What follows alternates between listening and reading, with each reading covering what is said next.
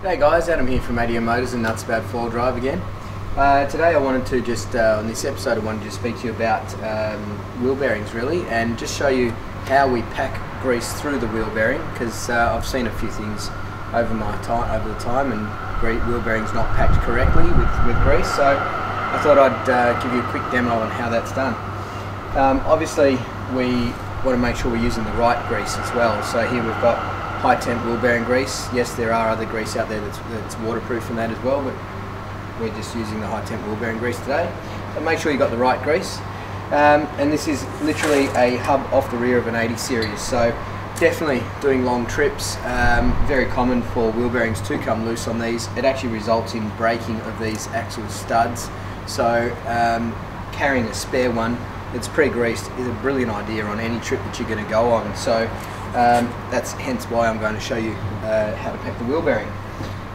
If you don't have a proper wheel bearing packing tool here, which we have in the workshop, the best way to do it is to grab a bit of grease in the palm of your hand here, and you actually feed the grease through the bottom of the wheel bearing through here and into the top. Okay, and as you actually start packing it through, you will actually see the grease actually come through the actual bearing like that there.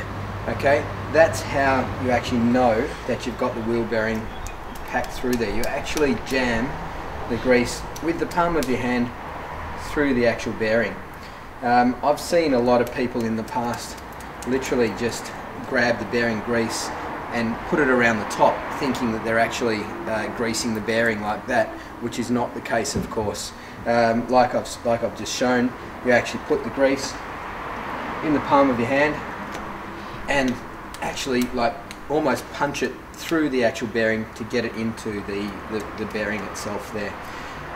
Tapered roller bearing, so you're going to need to know once you've greased it, you're going to need to grease the hub, and you're going to need to know how to preload it as well when you actually fit it back up into the vehicle. But ultimately, one very common failure on an 80 series on long trips and that, so carrying a spare pre-greased wheel bearing rear hub is an excellent idea. Yeah, that's really what I wanted to show you, was just the grease actually coming through the bearing itself. So that's how you actually grease it up. Have a look on our Facebook site, and also give us a like. Check out our online store at nutsabout4drive.com.au. Apart from that, stay on all fours and go nuts.